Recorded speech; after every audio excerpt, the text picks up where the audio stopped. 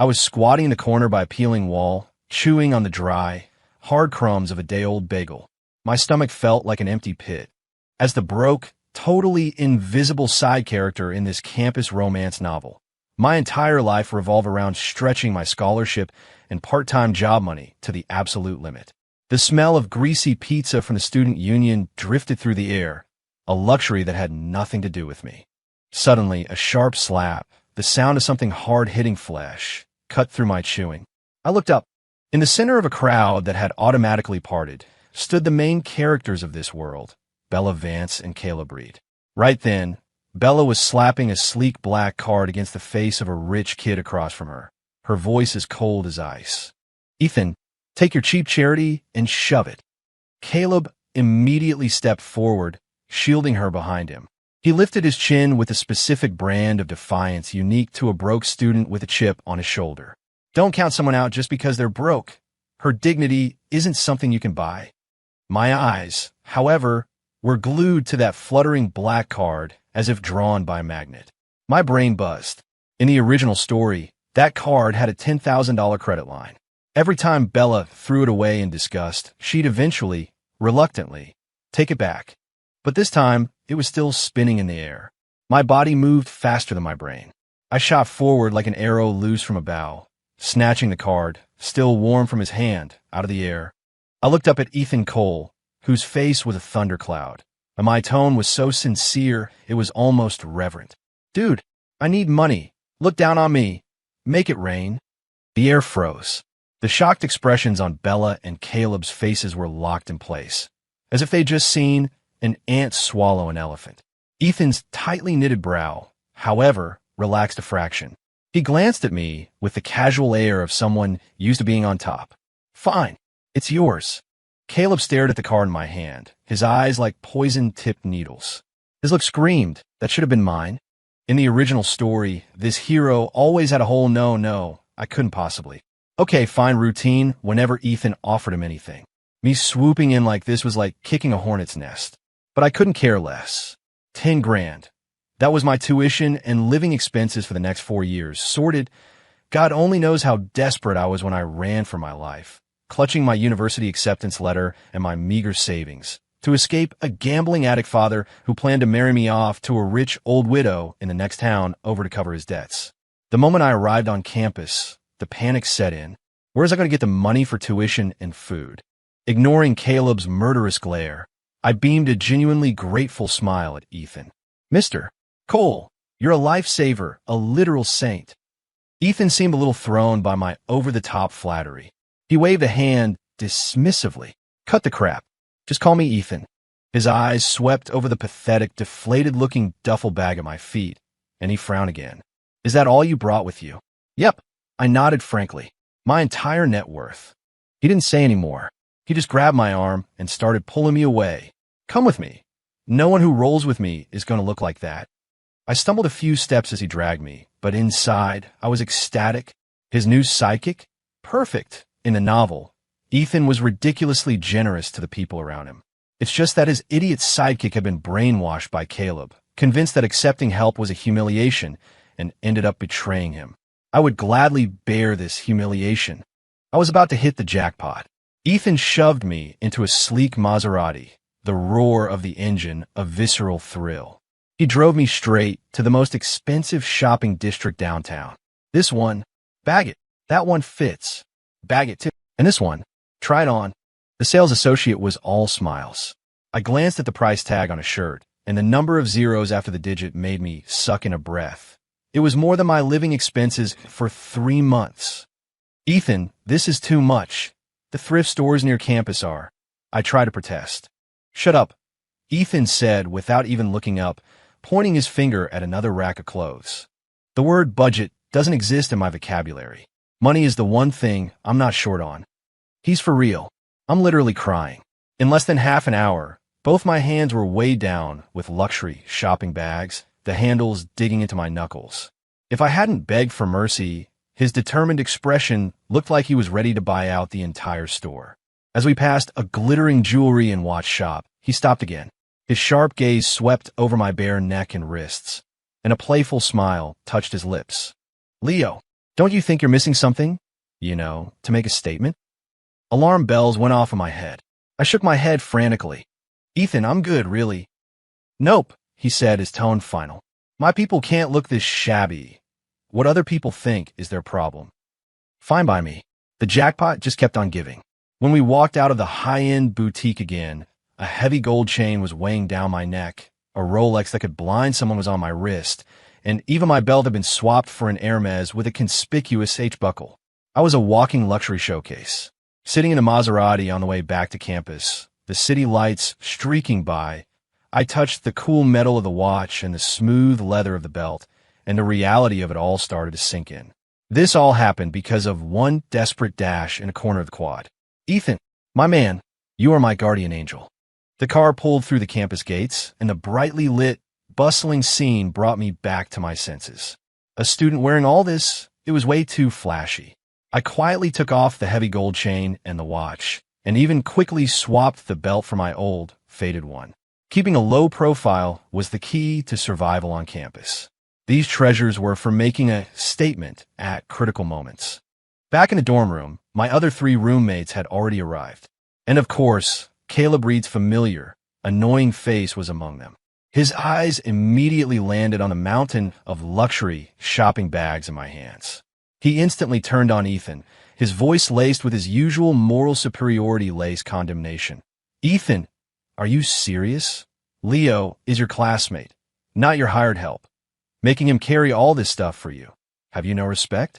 I was about to explain, but Caleb cut me off, acting like he was my champion of justice. Leo, you don't have to make excuses for him. I know his type. Thinks he can look down his nose at everyone just because he has a little dirty money. The word respect isn't even in his vocabulary. Ethan was a great guy, but he had a short fuse. Provoked like that, his anger flared. Whoosh! He didn't even bother explaining, just shot back.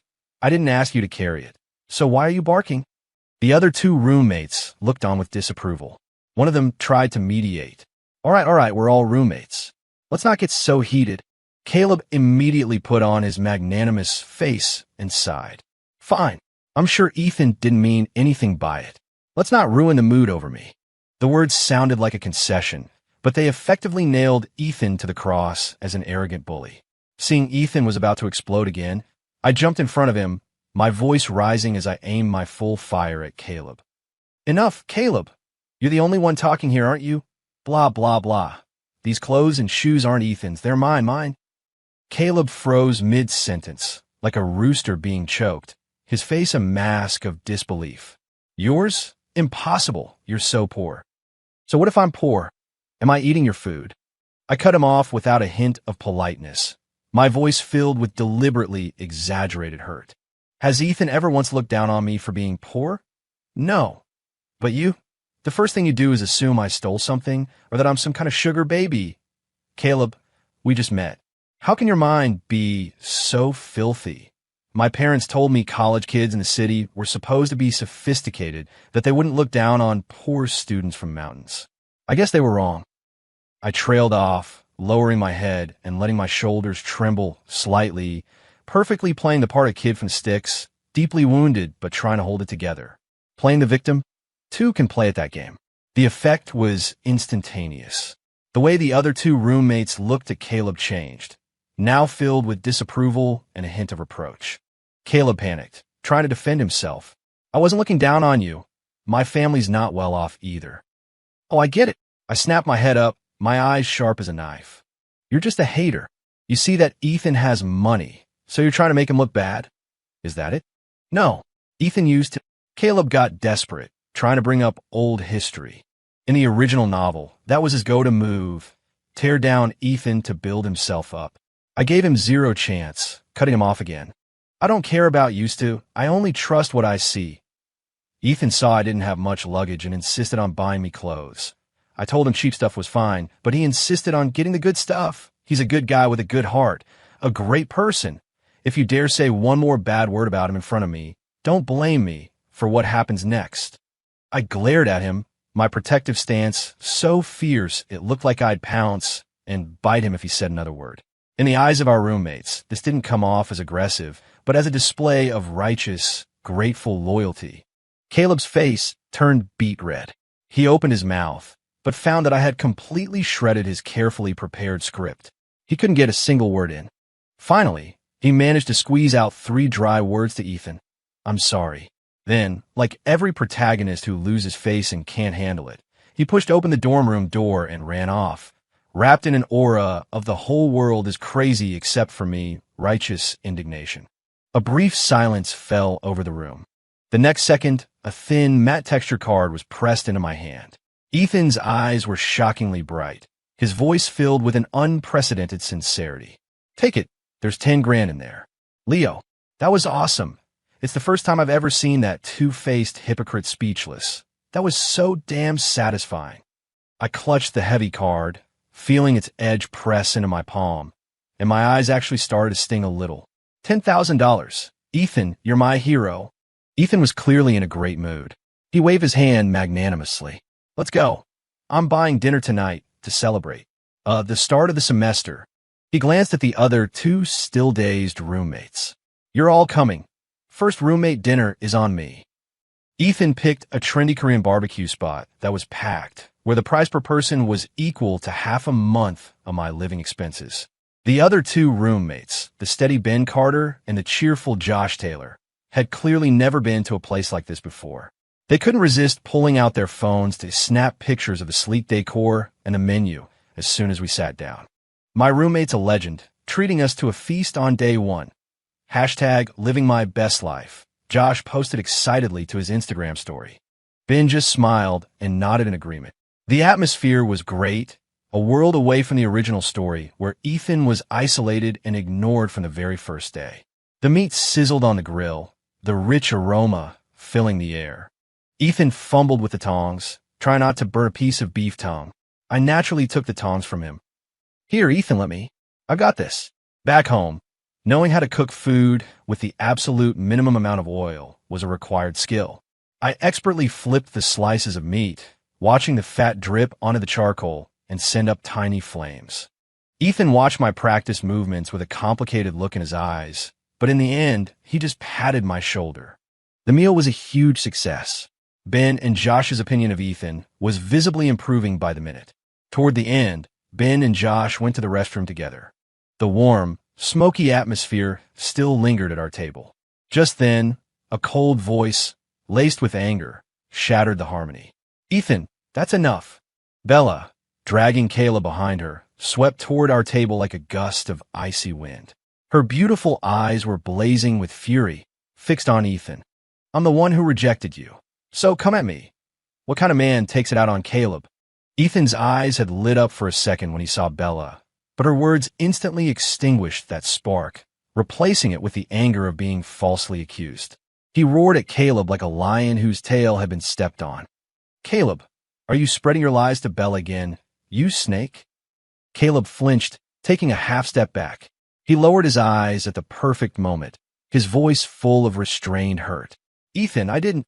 It's just that Bella saw you treating our roommates to dinner and not me, and she thought you were deliberately shutting me out." He turned to Bella, his tone sincere and humble. "Bella, it's okay. Someone like me doesn't deserve to eat at the same table as someone like Ethan anyway. It's fine that he didn't invite me. I don't blame him. It was a classic guilt trip, and Bella fell for a hook, line, and sinker." She looked at Caleb with pity, and when she turned back to Ethan, her gaze was even colder. "Ethan, look at him. Caleb is so kind. You insult him like this, and he's still defending you." "I didn't insult him," Ethan insisted, his voice muffled with frustration. Still denying it, Bella's voice dropped, carrying an undeniable command. "I know exactly what kind of person you are. Now apologize to Caleb." Immediately, same old story. Every time Caleb played his kind and patient card, Bella would back Ethan into a corner, forcing him to bow his head for the slim possibility of her favor. But this time I was here. I gently nudged Ethan's tense arm with my elbow, signaling him to keep quiet. Then I looked up, meeting Bella's icy stare, my voice as calm as if I were commenting on the weather. "Apologize for what?" Bella and Caleb both froze, as if just noticing my existence as the little sidekick. I slowly pulled out my phone, opened a recording, and turned the volume all the way up. In the quiet corner of the restaurant, My voice and Caleb's rang out, clearly frowny face my voice, recording. Caleb, Ethan wanted me to ask you. Caleb's voice recording, rudely interrupting Ethan's lapdog. Get lost. Beep, beep, beep. Dial tone. The recording ended. I put my phone away and looked at their suddenly changed faces. Did you hear that? Ethan did have me invite Caleb.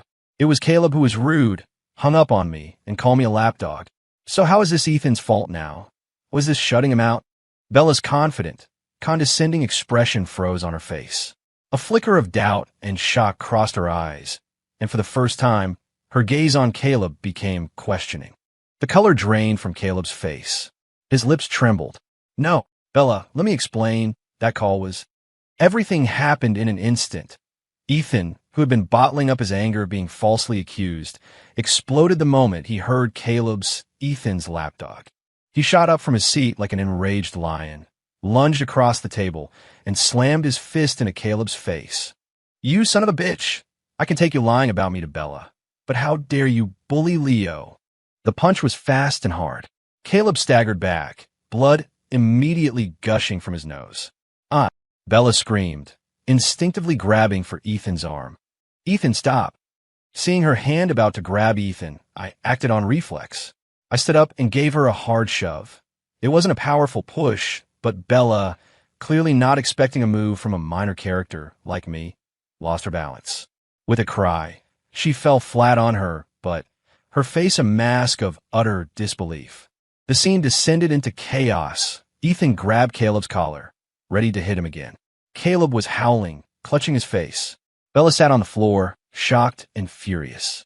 Waiters and other customers rushed over, exclaiming in surprise. In the middle of the mayhem, my eyes met Ethan's for a brief moment.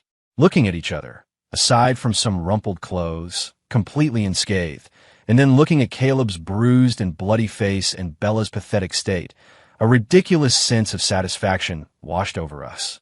This round, a total victory. Finally, several waiters managed to pull Ethan away.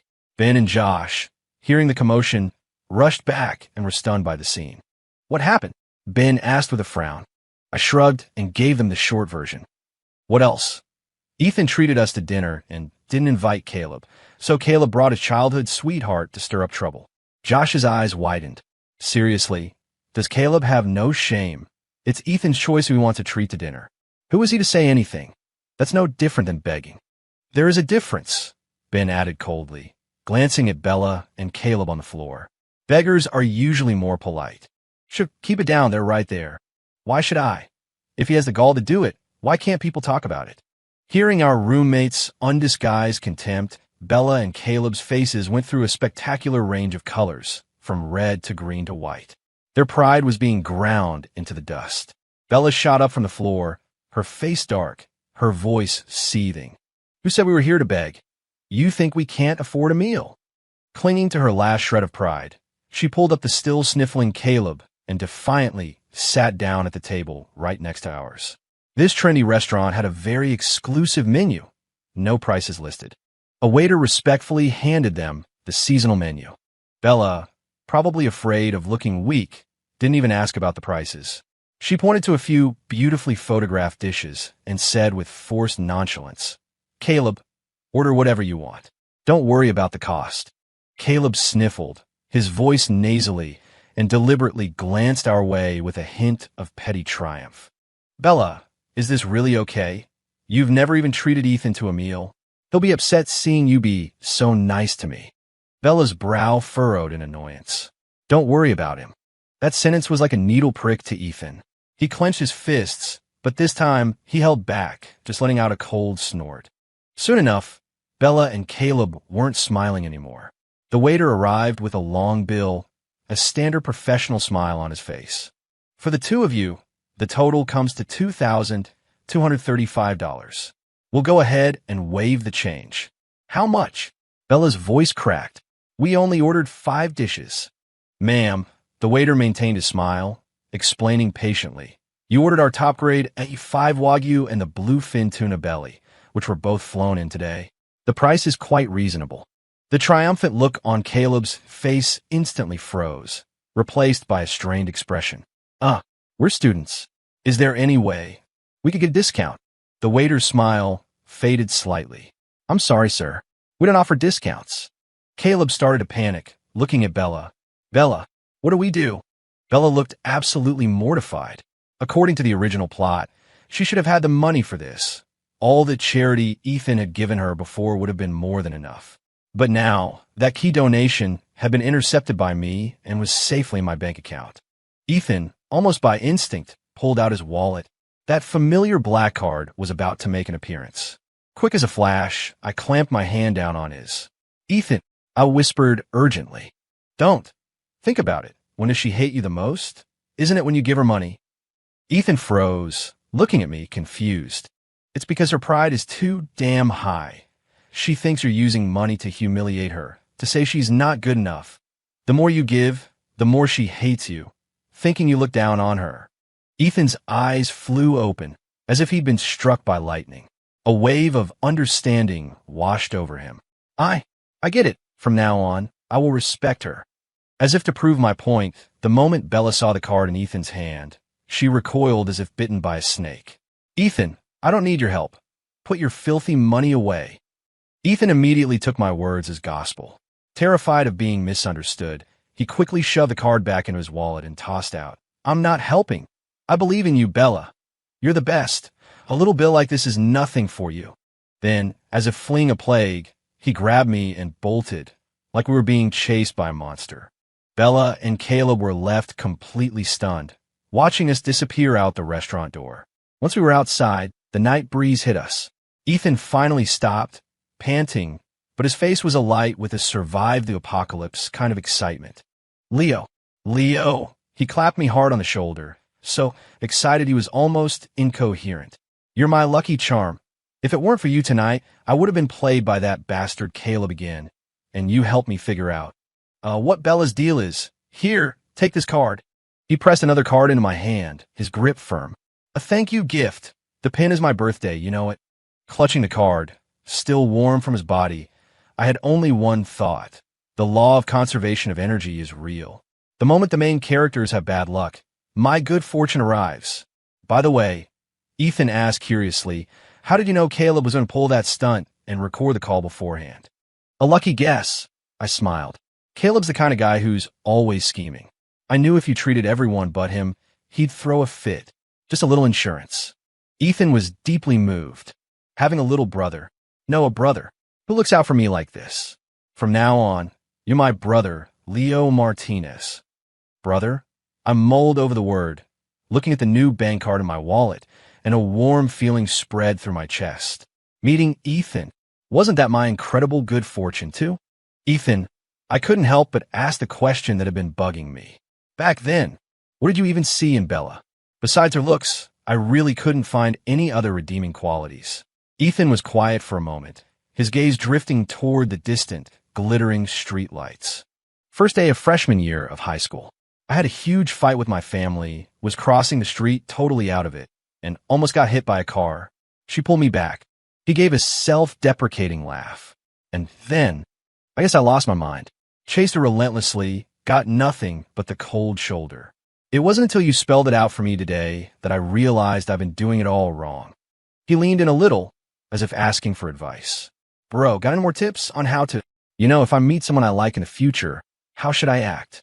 I looked at his sincere and wealthy face and answered just as sincerely, you bet. When we got to the campus entrance, Ethan saw an old woman with a hunchback selling fruit on the roadside. He bought everything she had left. Under the streetlight, holding a huge bag of fruit, the lines of his face seemed to soften. He was, at his core, a kind person. He just had the bad luck of running into the protagonists and their plot armor. When we got back to the dorm, Caleb wasn't there. But it wasn't long before he walked in, radiating a gloomy energy. He seemed to realize he'd made a bad move today. As soon as he entered, he walked straight up to Ethan and bowed deeply. Ethan, I'm sorry. I misunderstood you. He looked up, his eyes slightly red, his voice filled with a perfectly pitched quiver of vulnerability. I thought you were deliberately shutting me out. I'm just too sensitive.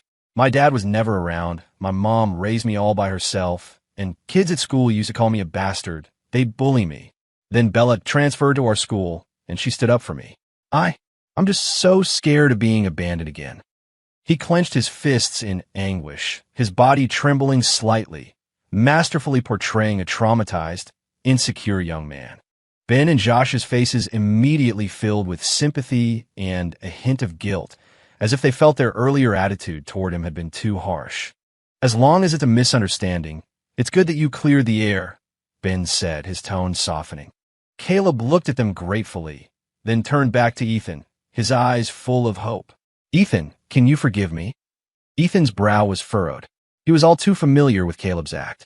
Normally, he would have shot back. Cut the crap. I know what you're about. Stop with the guilt trip. But doing that now would only make the roommates more sympathetic to Caleb and see Ethan as unforgiving. I wasn't about to let him win. Before Ethan could speak, I cut in, my voice carrying a strange mix of calm and envy. Caleb, I'm actually kind of jealous of you. Everyone, including Caleb, stared at me. Jealous of me? Caleb asked, confused. Yeah. I forced a smile that didn't quite reach my eyes. You have a mom who loves you, and you have Bella to protect you. You know my dad? He's a gambling addict, racked up a mountain of debt. My mom couldn't take it and left when I was little.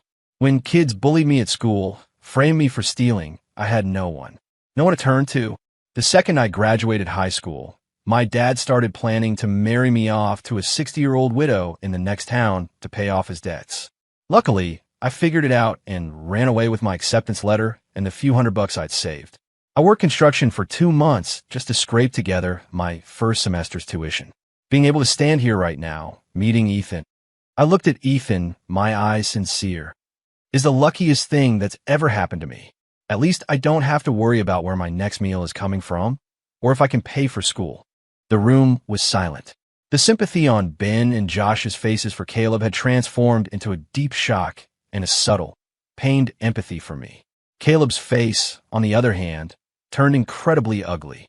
A sob story in front of me, the reigning king of tragic backstories. His performance seemed clumsy and fake. Of course, my tone shifted, my eyes suddenly sharp as a hawk's. I strode in front of Caleb, and, in a move so fast no one could react, I grabbed him by the collar. Leo, what are you doing? I've been through too much. I've seen plenty of fragile, sensitive people like you. My voice was low but carried a chilling coldness. If you were really sensitive, you wouldn't use your scars as a weapon, showing them to everyone to get pity. You knew Ethan was straightforward and wouldn't forgive you, so you deliberately played the victim to force his hand with everyone else's sympathy. Ethan is the best person I have ever met. If you dare pull a stunt like this on him again, don't blame me for what happens next. Got it? I let go. Caleb staggered back, his face as white as a sheet. Ben and Josh, as if waking from a dream, now looked at Caleb with complete disgust and wariness. Caleb's lips trembled. Leo, you're mistaken. I really didn't. Whether you did or not, you know the truth. I cut him off coldly. Go back to your desk. As long as I'm here, you can save your little act. Caleb stumbled back to his side of the room, utterly defeated. The atmosphere was thick with tension. Ethan walked over to me, his expression a complex mix of gratitude, guilt, and something else I couldn't quite name. He pressed another card into my hand. Take it. He turned his face away, his voice a bit awkward. Having too much money can be a pain. You're my brother. Help me spend some of it. I knew exactly what he meant. He'd heard my story, and he felt for me. This awkward display of concern was more valuable than any grand speech. Okay, I said, accepting it without argument. Between brothers, sometimes nothing more needs to be said. Caleb watched Ethan give me another card, and the jealousy in his eyes was practically burning. He took a deep breath, as if remembering something, and forced his emotions down. He spoke up, his tone deliberately light. Ethan, do you know how Bella and I got out of that situation at the restaurant? Though Ethan loathed Caleb, he still couldn't resist any news about Bella. He asked instinctively how. Caleb gave a bitter smile. Bella, Anna, we had to max out our credit cards to pay for that meal. He sighed, his voice full of responsibility. I'll help Bella pay for half of it, of course. It was my fault, after all. He was clearly setting this up for a reason, and it wasn't just to satisfy Ethan's curiosity. His gaze flickered to Ethan's wallet. His intention was obvious. He wanted Ethan to foot the bill. So he changed his tune. feigning concern. Man, Bella worked so hard to get into college, and now she's saddled with this huge debt. She'll probably have to work multiple jobs to pay it back. It's too much for a girl to handle on her own. He rambled on, but Ethan was just staring down, engrossed in a game on his phone. It was as if Caleb was performing a one-man show. Caleb was losing his patience. Ethan, are you even listening to me? I heard you, Ethan said without looking up. You said Bella owes over $1,000. Don't worry, I won't give her a single cent. Caleb was stunned.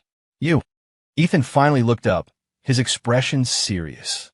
I believe Bella is so amazing, she can earn that little bit of money back in no time. Don't count someone out just because they're broke, right? That was you, wasn't it?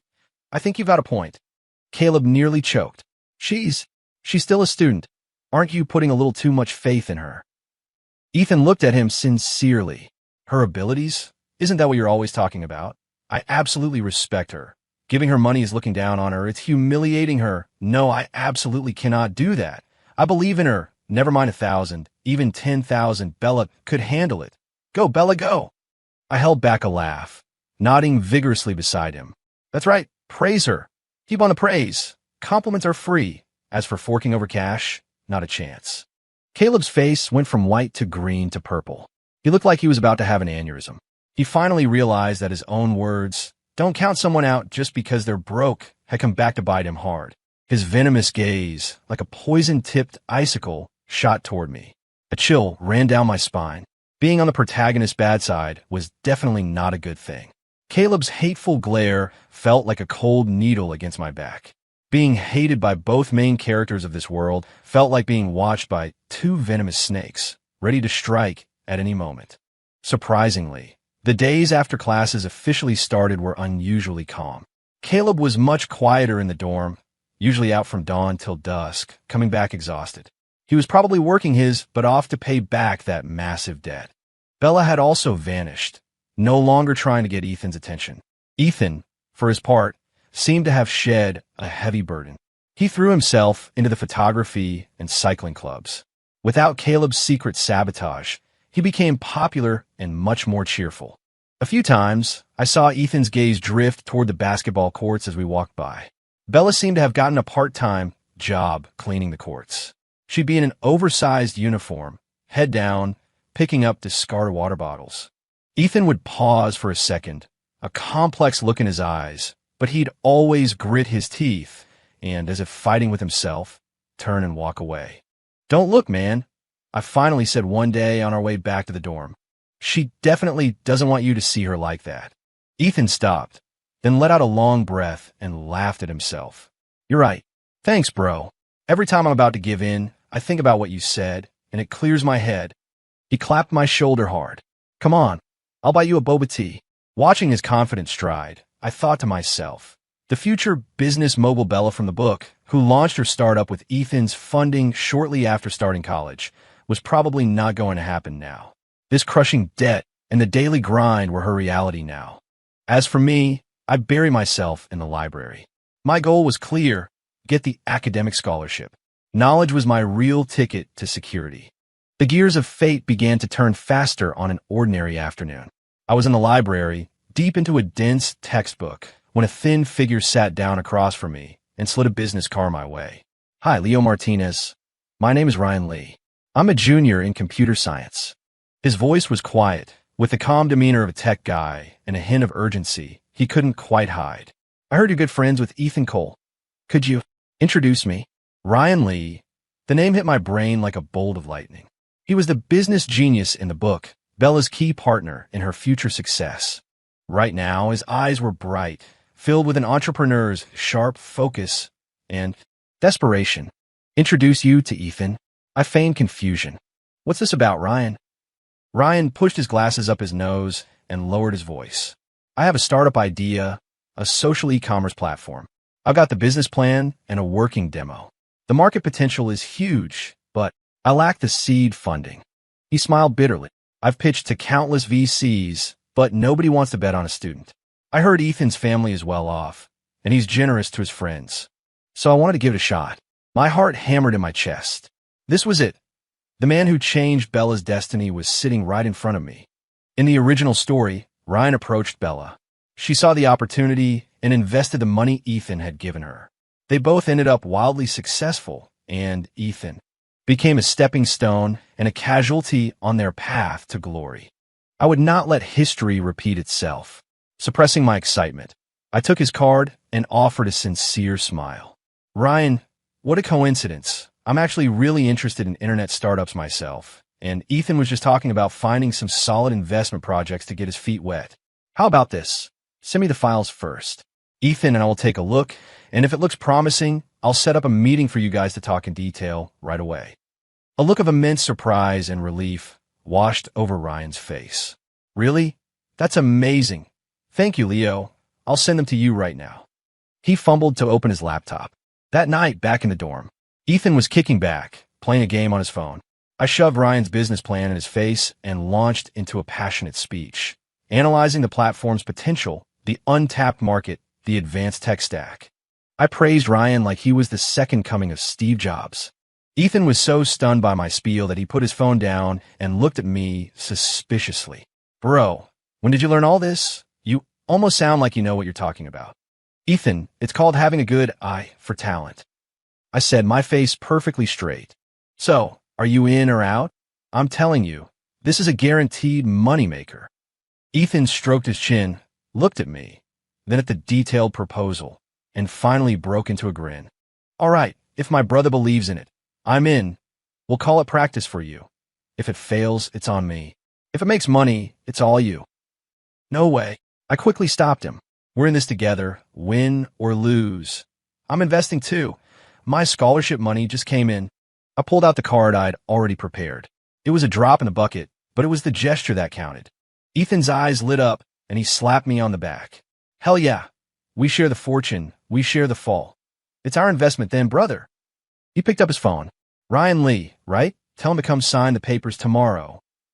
And just like that, it was done. Ethan and I became the sole angel investors in Ryan Lee's company. Watching Ryan's hand tremble slightly as he signed his name, a huge weight lifted off my shoulders. Bella, without Ryan as your launching pad, let's see how you take off now. The calm didn't last. One day, I was coming back from the cafeteria after my usual bagel dinner. From a distance, I saw a huge crowd gathered around our dorm room door, pointing and whispering. My stomach dropped. I had a bad feeling about this. I squeezed through the crowd to find Caleb, his face a mask of righteous fury, accusing a stone-faced Bella. Bella, you have to help me. I just got my $500 paycheck for my part-time job. I was going to pay my credit card bill tomorrow. I left it in my desk drawer. Now, I just checked, and it's gone. Leo was the only one in the room at the time. Before he even finished, Bella's icy gaze shot toward me like a dagger, filled with judgment. Ethan, tell your little follower to give the money back. We don't have to call the cops. We can handle this quietly.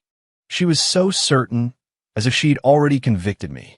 Ethan's face flushed with anger. He stepped in front of me. Bella, watch your mouth. What proof do you have that Leo took it? You're going to accuse someone just like that. You want me to sue you for slander? Caleb immediately chimed in with a magnanimous tone. Bella, let it go. Leo's family situation is really tough. They live in a shack, barely have enough to eat. He has to earn his own tuition. Maybe he just had a moment of weakness. He needed the money. We should be forgiving. It sounded like he was defending me, but every word was reinforcing the fact that I was a thief driven by poverty. The expressions of the onlookers immediately changed, their eyes filling with contempt and suspicion. Bella's frown deepened, and as if remembering something, her gaze sharpened on Ethan. Ethan, did you put him up to this? Leo is your dog. He only listens to you. You can't stand seeing me and Caleb together, so you had him steal Caleb's money to make his life hell. Ethan, I'm so disappointed in you. You shut your damn mouth. Ethan completely lost it. His chest heaved, and he pointed at Bella, his eyes colder and more disappointed than I had ever seen them. Bella, what happened to you? You just accused someone who's fighting to survive, without any facts. You weren't like this before. His voice was heavy with a kind of soul-crushing weariness. Maybe I've been blind this whole time, just seeing you through rose-colored glasses. His words hit Bella like a physical blow. Her face went pale, and she swayed slightly, a flicker of panic and emptiness in her eyes. It was as if something important inside her was shattering. She opened her mouth to speak, but no sound came out. I stood behind Ethan, looking at his straight back and resolute profile, feeling 100 different emotions. It's good that he sees it. Once he sees the truth, he can finally escape this toxic whirlpool. Seeing Bella's distress, Caleb rushed to support her. "Bella, are you okay?" He turned to Ethan, his voice accusatory. "Ethan, even if you're angry that Bella called you out, you shouldn't yell at her like that. She's innocent in all this." The crowd's murmuring grew louder, mostly condemning Ethan for being an arrogant bully. Though Ben and Josh were on our side, anxiously trying to explain that it must be a misunderstanding, their voices were quickly drowned out. Just then, Ethan did something that stunned everyone. Without any warning, he swung his fist and smashed it right into Caleb's other eye socket. "Ah!" Caleb howled in pain. "Since you all say I'm an arrogant bully," Ethan said, shaking his hand, his eyes vicious, "I'd be a fool not to live up to the reputation today, right?" Before the words were out, another punch landed on Caleb's nose. "Ethan, are you crazy?" Bella shrieked, lunging forward to stop him. In the chaos, I was about to jump in when I caught a glimpse of a familiar figure who had just squeezed into the crowd. It was Josh, who lived next door and was always filming random stuff for his TikTok. He was holding up his phone, a shocked look on his face, filming the whole chaotic scene. In a flash, I abandoned the idea of fighting. Instead, I whipped out my own phone, quickly opened an encrypted folder, selected a video I'd had ready for a while, and sent it directly to the class group chat, tagging the resident advisor and every student I recognized in the crowd. The moment the video sent, I held my phone up high, my voice cutting through the noise. "Everybody shut up. Is framing people fun? Look at this. The proof is in the group chat." My shout was piercing and immediately got everyone's attention. People reflexively pulled out their phones and opened the video pinned in the class chat. The video was clear.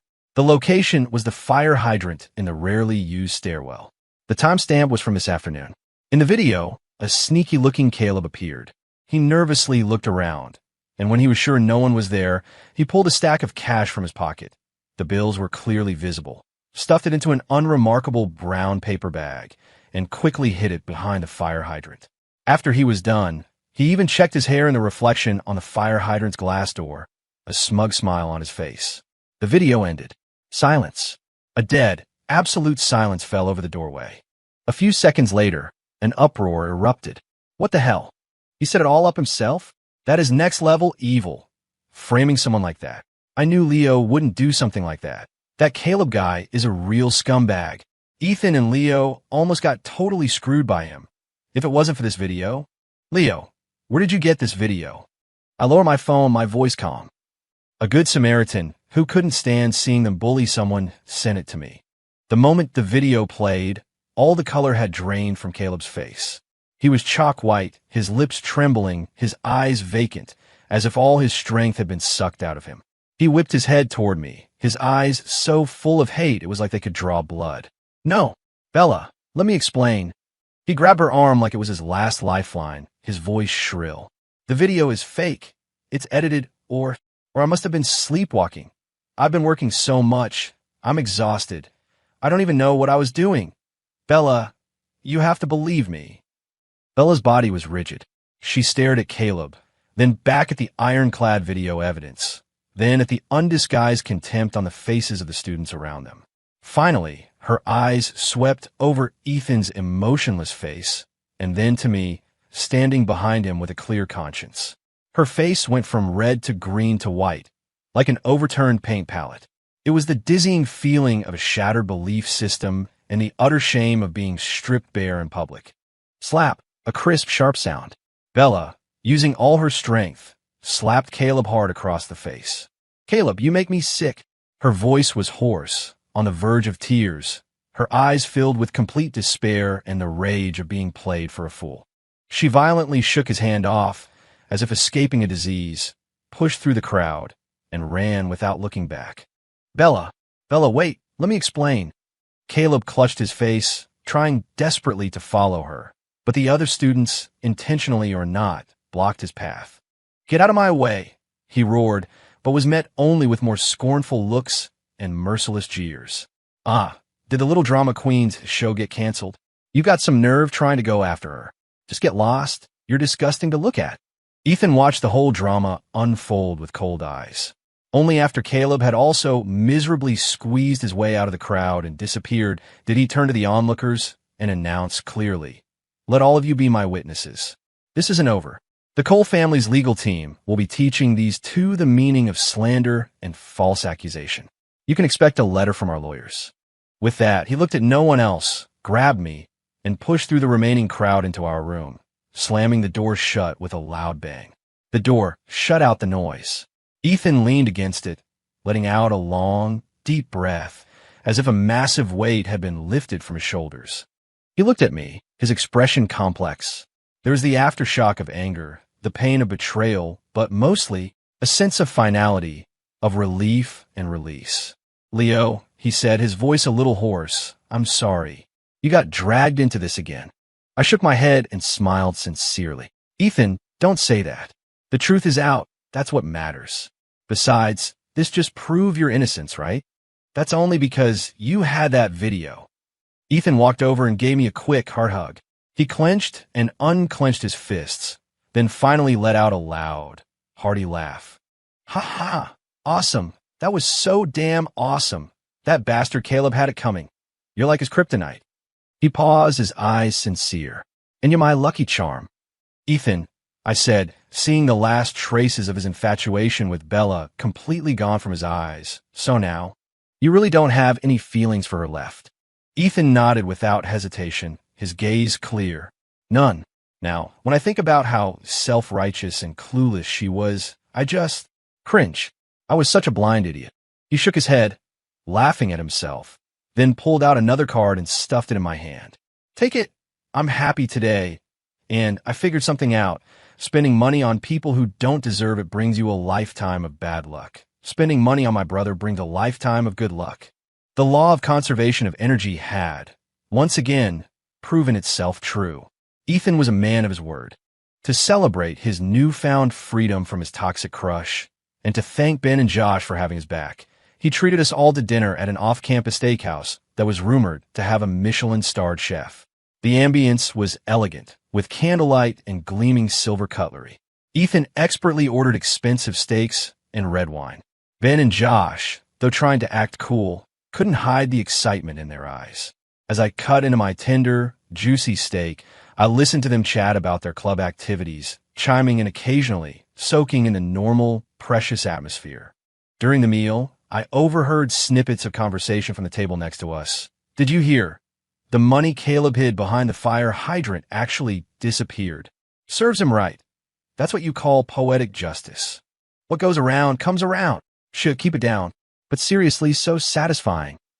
I raised my glass to hide the smile playing on my lips. I had indeed taken the money, a taste of his own medicine. I hadn't kept it, though. I'd anonymously donated it to a charity for students in underserved mountain communities. Consider it Caleb's contribution to good karma. The Cole family lawyers were brutally efficient. In less than a week, official letters bearing a law firm's crimson seal were delivered to Bella and Caleb. The letters were meticulously worded, outlining their public slander and false accusations at our dorm, the damage it caused, and demanding a public apology and compensation for emotional distress. Under the immense pressure of legal action and the implicit threat of the Cole family's influence, Bella and Caleb finally caved. On their campus forum accounts and in the class group chat, they each posted a scanned, handwritten apology letter, 800 words long and practically bleeding remorse, at least on the surface. They admitted to believing false rumors, acting impulsively, and causing serious harm to Leo Martinez and Ethan Cole, stating they would reflect deeply and offering their sincerest apologies. After the letters were posted, their names became infamous on campus. Walking around, they were met with pointing fingers and whispers. The campus royalty had fallen from grace, their protagonist halo shattered. Bella quit her job at the basketball court and became even more reclusive. Caleb quickly and quietly moved out of her dorm. There was a vacant bed next door, and the guys in that room wailed in the hallway for an entire afternoon when they heard he was moving in. I thought that after this whole ordeal, Ethan was finally done with those two for good. But I should have known that when it comes to money, some people have no shame.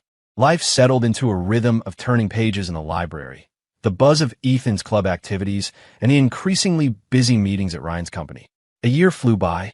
Ryan's platform, powered by the Cole family's deep pockets and the occasional inspired suggestion from my vague memories of the future, was growing at an explosive rate. When the year-end dividends came in, I stood in front of the campus ATM for a long time, just staring at the long string of zeros on the screen. Sunlight streamed through the skylight, warm and comforting. A sense of security I had never felt before washed over me. I knew that in this life, at the very least, I would never have to worry about food or shelter again. And it all started with that one black card Ethan had tossed at me in the quad, and the countless casual loans and gifts that followed. I had to repay his kindness. On Ethan's birthday, I gritted my teeth and spent a huge chunk of my dividend payout. I pulled some strings and bought him a limited edition model sports car he'd been talking about for ages, a perfect 1-to-1 scale model of his very first supercar. When he tore open the huge, silver ribbon box and saw the gleaming model inside, his usually cocky, carefree eyes went wide. "Holy crap, Leo, are you insane?" He picked up the model, his fingers trembling slightly, his voice a mix of incredible surprise and concern. "This thing could have fed you for a year. Bro, you could have just bought me dinner. What's with this huge gesture?" Seeing him gently stroking the car's body, the pain in my wallet instantly vanished, replaced by pure happiness. "You deserve it, Ethan.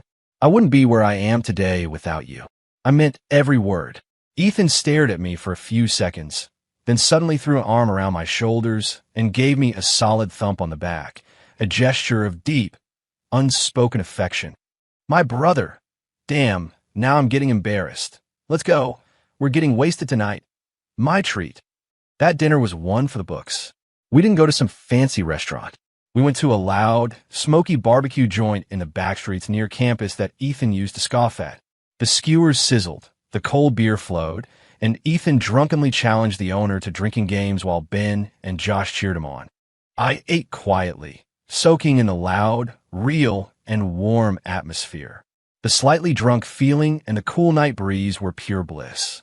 Full and happy, Ethan and I stumbled back toward campus, arms slung over each other's shoulders. The streetlights stretched our shadows long behind us. Just 100 feet from the school gate, a taxi screeched to a halt beside us. The door flew open, and a figure rushed out, spreading her arms to block Ethan's path. It was Bella. She was wearing a faded dress, her hair was a mess, and her face was pale and haggard in the dim light. But her eyes were unervingly bright, locked on Ethan with a desperate, all-or-nothing intensity. "Ethan, we need to talk." Her voice was hoarse but stubborn. The alcohol seemed to evaporate from Ethan's system. His brow furrowed, his face twisting in disgust and annoyance. "Bella, we have nothing to talk about. Get out of my way. Just looking at you ruins my appetite." He grabbed me and tried to go around her, but Bella stood her ground as if rooted to the spot. She took a deep breath, her chest rising and falling, and said in a tone that sounded almost like she was doing him a favor, "Ethan, you in? I'm willing to go out with you." The air seemed to solidify. Even the smell of barbecue smoke from down the street seemed to hang motionless for a second. Ethan's expression shifted from disgust to utter disbelief. He looked like he'd just heard the world's worst joke, a sarcastic sneer spreading across his face. "You'll what? Go out with me? Did you hit your head, Bella? Are you even worthy?" Bella's face turned ugly, but she held on, her jaw tight. "Ethan, all your recent attacks on me, your relentless pressure, it was all because you couldn't get over me, right? You wanted to force me to come to you? Well, I'm here now. What more do you want? Don't play hard to get." Her tone was filled with her usual, suffocating self-importance. "If you really piss me off, I'll never look at you again." Her words were so absurd, I almost laughed out loud. Who gave her that kind of confidence? Ethan, however, did laugh. He waved his hand as if shooing away a fly, his voice dripping with contempt. "Of course I'm serious. So go ahead, get pissed. Get lost. Knowing you is the worst luck I've ever had in my entire life. Bar none." His words were like a sharp slap across Bella's face. The color drained from her cheeks. Her lips trembled, her eyes filled with disbelief and the raw fury of being utterly humiliated. She stared at Ethan for a few seconds, as if searching his face for any sign of doubt or regret, but found only cold finality. "Fine, Ethan, you'll regret this," she shrieked, then spun around and stormed back to the waiting taxi, slamming the door with a loud bang. The taxi sped away, its taillights leaving two angry red streaks in the darkness. "Psycho." Ethan spat in the direction the car had gone. He grabbed my arm. Let's go, let's go." "So damn unlucky. Should have checked my horoscope." I thought Bella's generous offer was the biggest surprise of the night, but another one was waiting for us at the dorm entrance. Caleb was standing silently in the shadows like a statue. When he saw Ethan, he immediately walked over, his face a strange mix of humiliation and righteous sacrifice. "Ethan," he said, his voice dry, "I'm willing to give Bella to you, as long as you're willing to help her through this crisis." Ethan stopped in his tracks.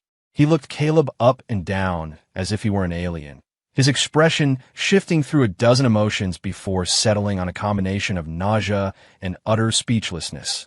"Are you two insane? Did you both get dropped on your heads? Do you think Bella is some kind of golden prize everyone wants? To me, she's trash. And I'm not a garbage collector. I don't take in just any trash." Caleb was stunned by his crude, merciless takedown. He gaped. You really don't like Bella anymore." "Duh." Ethan rolled his eyes dramatically, his voice final. "So stay away from me. Seeing either of you makes me want to wash my eyes out with bleach." As if afraid of being contaminated, he grabbed me and practically ran into the dorm building, shutting the door on Caleb's shocked, bitter, and hateful stare. The world was finally quiet. Ethan sighed and collapsed into a chair, rubbing his temples. "Leo, are those two crazy? I'm avoiding them like the plague. Why are they still haunting me?" I handed him a glass of water. "Probably because they've run out of options." I'd heard whispers that Bella's gambling addict father had gotten into even bigger trouble, and her grandmother's medical bills were astronomical. Without Ethan as their personal ATM, their lives must have been a living hell. Ethan snorted but didn't say anything, though the disgust in his eyes deepened. Life was peaceful again for a while. Ryan's company continued its meteoric rise, its valuation skyrocketing. As an early shareholder, I had long since achieved financial freedom, my net worth growing exponentially. When I received another massive dividend payment, I decided to treat Ethan to a proper meal at the revolving restaurant on the top floor of the city's best hotel. It wasn't for any reason other than to thank him for changing the fate of a poor, invisible side character. Beyond the massive floor-to-ceiling windows, the city glittered. The exquisite French cuisine arrived course by course. As Ethan cut into his foie gras, he remarked, "Time flies. We're already seniors. Leo, you've done well for yourself. Who would have thought?" He raised his glass. "To the future. To the future." I smiled, clinking my glass against his. The meal was perfect. Afterward, we walked along the riverfront to digest, the damp breeze cutting through the warmth of the restaurant. The neon lights shimmered on the dark water. Just as we were approaching the quieter path near the back gate of the university, 7 or 8 thugs with bleached hair and cheap tattoos swaggered out of the darkness, cigarettes dangling from their lips, blocking our path. The leader, a guy with a scar across his face, grinned, showing yellowed teeth. "Hey, pretty boys. Me and my boys are a little short on cash. How about you lend us some?" Ethan frowned, instinctively pushing me behind him. His voice turned cold. "Get lost. Ooh, got an attitude, do ya?" Scarface laughed and brandished a steel pipe. "You want to do this the easy way or the hard way?" "Boys." Before he could finish his threat, everything changed. Several black-clad figures, swift as panthers, leaped out of the shadows, from the bushes, from the roofs of parked cars, even from behind a streetlight. Their movements were fast, precise, and brutal. In a matter of seconds, with a few short grunts and the sickening crack of bones, the 7 or 8 thugs who had been so menacing moments before were lying on the ground like discarded sacks, groaning and writhing, their weapons scattered. The whole thing took less than 10 seconds. Scarface was pinned to the ground by one of the men in black, his face pressed against the cold asphalt, his eyes wide with terror and confusion, as if he had no idea what had just happened. The other men in black stood silently around Ethan and me, forming a silent wall, warding off any potential danger. Ethan dusted off his clothes, though there was nothing on them, and calmly walked over to Scarface. He squatted down and prodded his face with the toe of his shoe. "Tell me, who sent you?" Terrified, Scarface confessed everything in a rush. It was a girl, last name Vance, and the pretty boy with her. They just said to scare you a little. The girl was supposed to run out and save you. They promised us $500 after. Boss, sir, we had no idea you had this kind of backup. We were just doing a job. Please let us go. Bella, Caleb, Ethan, and I looked at each other, and in his eyes, I saw a mixture of disbelief and cold anger. Huh. Ethan sneered and stood up. Still haven't learned their lesson. Trying to play the hero saves the damsel card, are they? Too bad for them. My eyesight is perfect now. He turned to the man who seemed to be the leader of the group. Old Joe, handle these guys the usual way. As for the two who hired them, a cold glint flashed in his eyes. Teach them a lesson they'll never forget. Just don't kill them. Yes, young master, Joe said in a steady voice and waved his hand. Several of the men dragged the moaning thugs into the darkness like they were sacks of garbage. Ethan walked back over to me, still fuming slightly. Damn it, what a mood killer. Those two ruined everything. Leo, you weren't scared, were you? I shook my head, watching the men in black disappear into the night, feeling nothing but a calm sense of finality. Of course, even with their protagonist halos dimmed, they just couldn't stop trying to self-destruct. Ethan, I reminded him, what about their plan to go start a business in Southeast Asia? Ethan paused, then burst out laughing as if he just heard the funniest thing in the world. Southeast Asia? A business? Great. Let them start a business. Let them build a whole new empire. His eyes were full of scorn.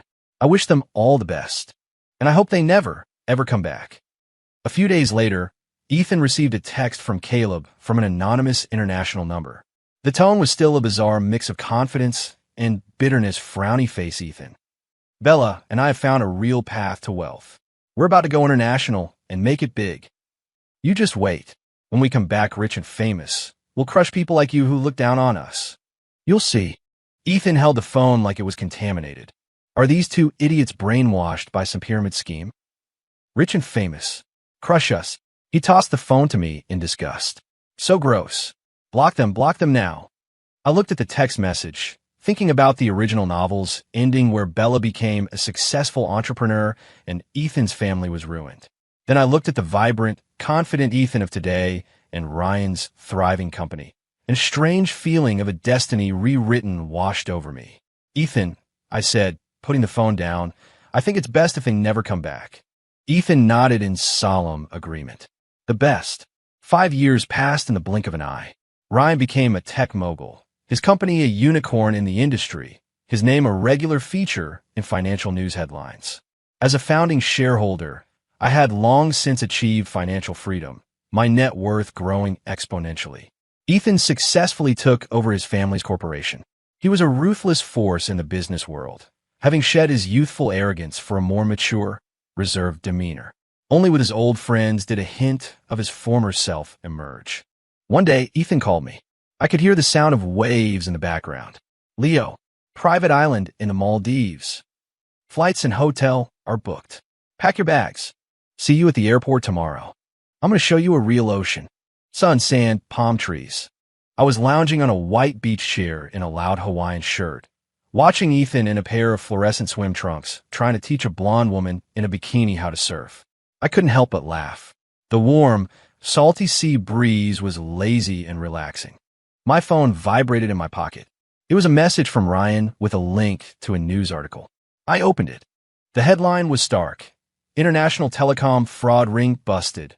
Over 100 suspects extradited. Ringleaders identified. Among a sea of pixelated, haggard faces in the suspect photos, I immediately recognized two familiar ones, Bella and Caleb. They were wearing standard-issue prison jumpsuits, their eyes empty and numb. Their skin was rough and dark, their hair dry and matted. The campus idols of yesteryear were gone, replaced by the battered, hopeless shells of people who had been chewed up and spat out by life. They were just two faces in the crowd, two grains of sand ground into the dust. The article mentioned that the syndicate had been operating for a long time out of Southeast Asia, using high-paying job offers and illegal confinement to force people into participating in telecom fraud schemes. The amount of money involved was enormous, the crimes particularly heinous. I calmly closed the link and looked up. Under the brilliant blue sky, Ethan had finally given up on his surfing lesson and was trudging toward me, surfboard in hand, cursing under his breath. His wet hair was plastered to his forehead, and in the sunlight, his grin was still as carefree as a teenager's. "What are you looking at? Let's go. Get in the water. I'll teach you," he yelled, expertly tossing a bottle of ice-cold soda into my lap. The cool droplets splashed on my face, making me flinch. I twisted open the cap. The cold liquid slid down my throat, chasing away the last of the heat. In the distance, the turquoise water stretched out to meet the sky, an endless, perfect blue.